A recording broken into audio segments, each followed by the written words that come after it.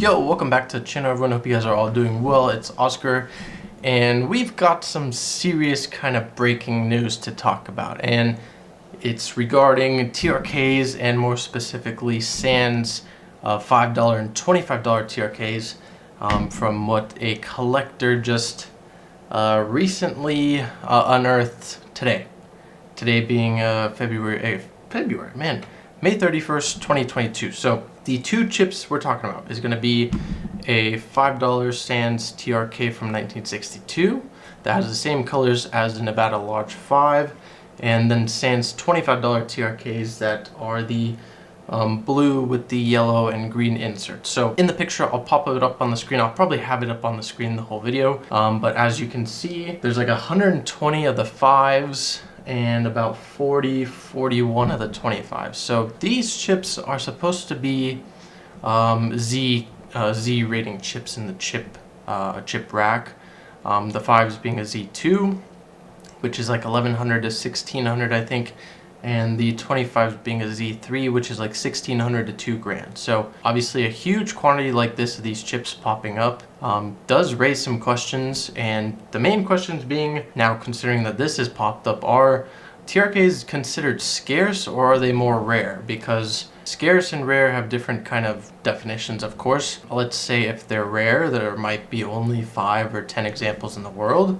Now if they're scarce, there might be a couple hundred of these chips with collectors, and they just don't pop up often because either they're in good hands or they just don't want to, let's say, pass them on or sell them to other people. So now, with that in mind, scarcity being in mind, so we could think about this, for example, with any type of chip, but let's say a couple hundred of them are sitting. All kinds of people wonder if the chips are worth it. Let's say somebody pays a couple hundred for the chip, let's say 600 or 700 for a single chip, and then all of a sudden you see 100 or 200 of them pop up out of nowhere. So obviously going to raise some questions, and I was actually talking just recently with another collector about TRKs and kind of what kind of stuff about TRKs. Now it does raise a question, let's say, because these chips are supposed to be from 1962, right? In the pictures, the chips look brand new. Is there any type of possibility that these chips are from 1962 and they are brand new?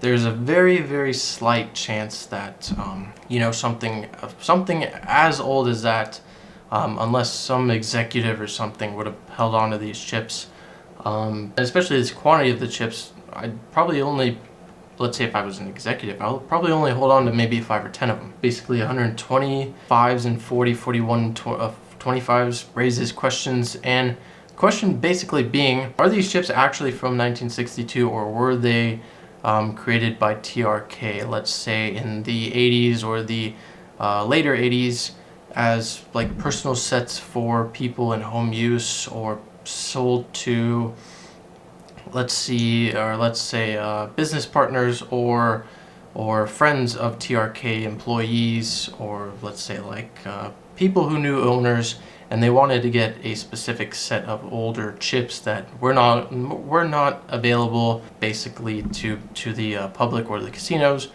And that very well could be a possibility, because obviously TRK had all the artwork saved, they had all the recipes for the colors saved, the edge spots, everything was on file. You can look at the TRK order cards.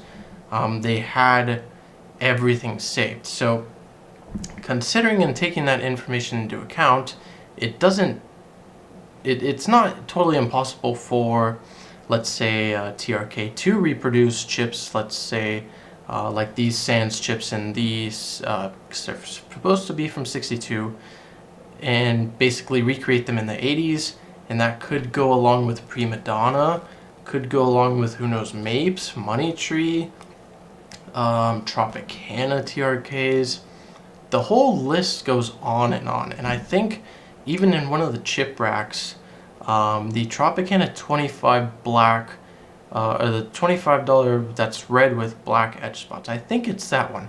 There's a note in the chip rack that says, I think there was like 4,000 or something of them found in, was it like 2008 or 2009? So that would make a lot of sense as to when TRK closed towards the kind of the later part of 2008-ish, early part of 2009. So if you take that information into account and put it with the Tropicana information, and let's say there were boxes of those Tropicana 100s sitting at the TRK offices, then this story kind of goes kind of deeper. And the whole idea is, like I said, are TRK chips scarce or are they rare? Especially when we're talking about Vegas chips such as Sands, Tropicana, even Reno, Prima Donna, Mapes, and all that stuff. You see these chips are they're from the 60s. They should be from the 60s, or let's say like the Mapes 60s, Prima Donna 60s, kind of 70s era.